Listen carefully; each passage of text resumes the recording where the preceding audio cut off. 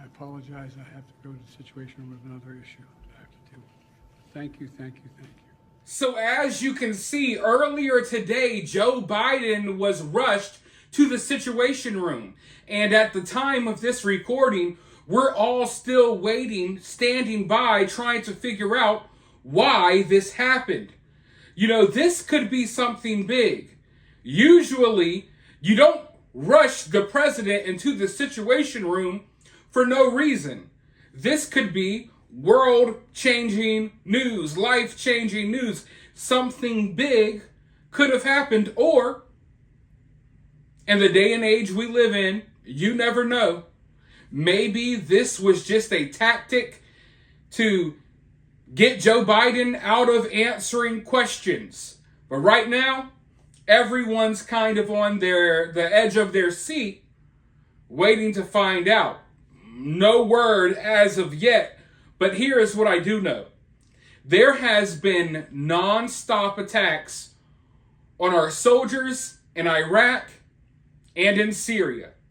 All throughout the day, there has been drone strikes. We're shooting drones down. You name it. They have really ramped up the attacks. We are already, evacuating our embassy over in Iraq. There's a lot of moves being made right now behind the scenes. And the big news right now is that several sources in Iran, they're claiming that the USS Carney was attacked. They're claiming that one of our warships was attacked with drones about an hour or two ago. Now, as of right now, we don't know if that's true or not. I'm definitely not going to take Iran's word for it.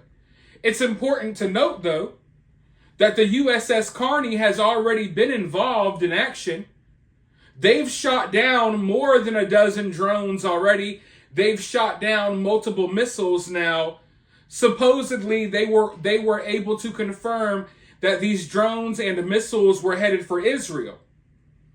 But if it's true, and there was a direct attack on one of our ships, this is going to take this war into a whole new level.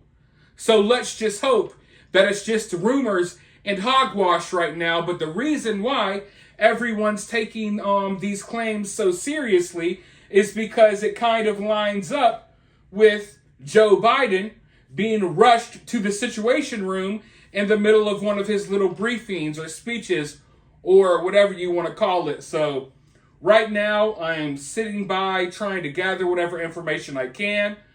It looks like this may just be rumors and nonsense, but you can't take things like this too lightly, in the middle of war, because anything could happen. And like I said, we have this situation, no pun intended, with the president supposedly having to end a speech short so he can rush to the Situation Room. Now, as far as what's going on the ground in Israel, reports are coming out that Israel is growing frustrated with America.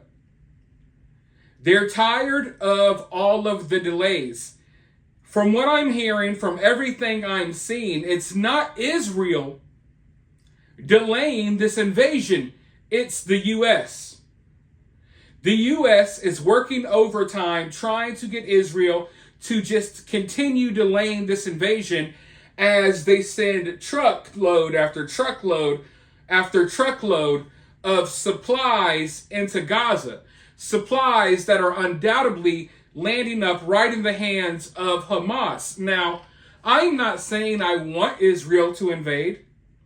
If it were up to me, all of this would go away and we would all live a peaceful life. I could go play the new Super Mario game and I wouldn't have to sit here and talk to you all about World War III every day. But unfortunately, that's not the world we're living in right now.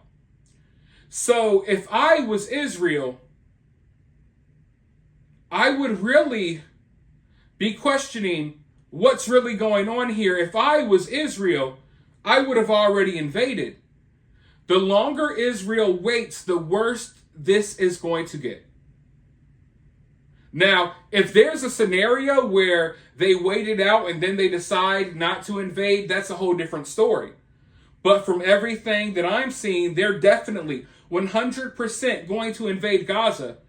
They're just waiting because the U.S. keeps trying to make them wait so they can make all of these moves. Now, some of the moves may be moves that need to be made to help Israel, such as the U.S. getting warships, in strategic positions, such as, our soldiers that are being deployed over there for non-combat purposes. Maybe the U.S. wants our soldiers over there for non-combat purposes to be able to get over there to help Israel. You know what I mean? So there's different factors at play here, but the longer Israel waits, the more deadly and bloody this whole situation is going to get, because Hamas has time to prepare. Israel's enemies, they have time to prepare.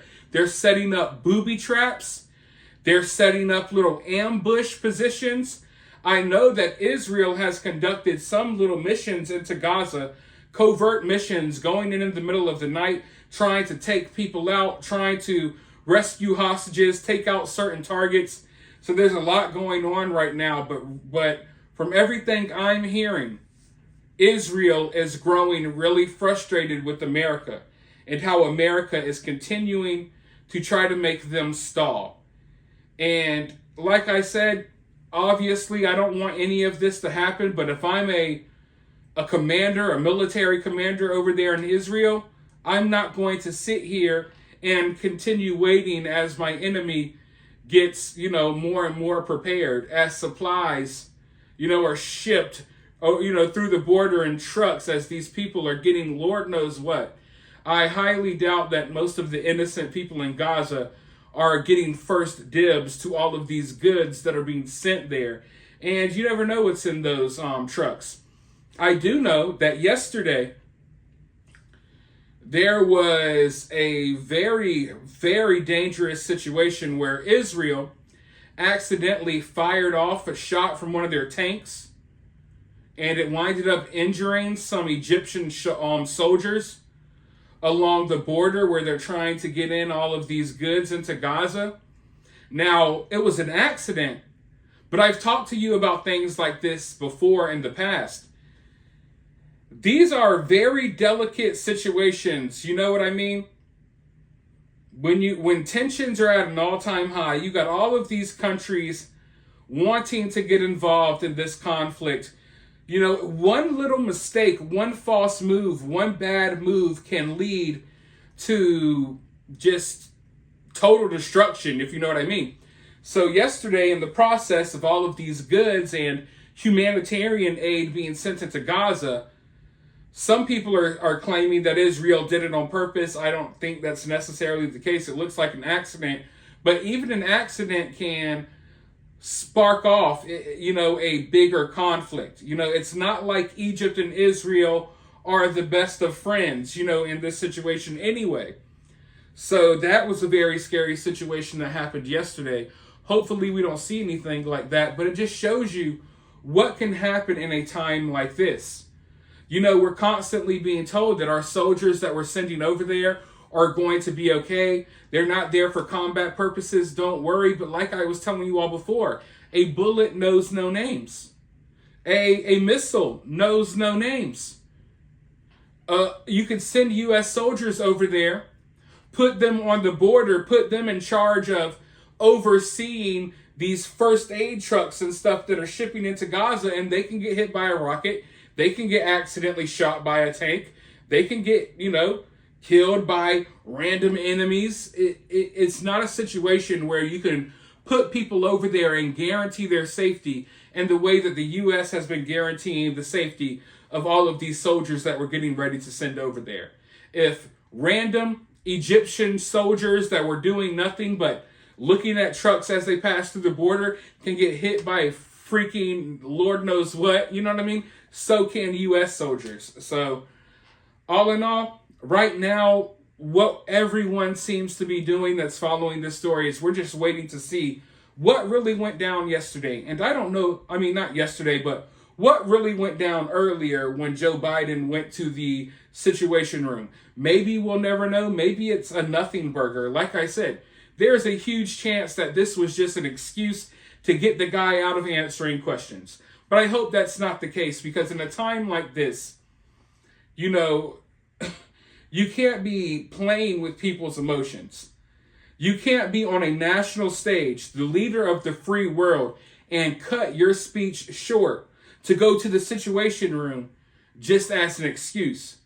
Because the world is watching. Everyone's anticipating that something bad is going to happen, something big is going to happen, and things like this, you can't be playing around with that. So I hope it's not all just fun and games to get the dude out of answering questions. But whatever's going down, I don't know if it's tied to the rumors about what happened to the USS Carney. Hopefully we find out. Maybe we never will, but if we do, I'll let you know here first on the Cinema Shogun channel. While you're here, though, drop your thoughts down in the comments below. If you're feeling generous, drop a super thanks. But you can support my channel for free by sharing this video, hitting that thumbs up, subscribing, ringing that notification bell, and I'll talk to you all soon in the next video.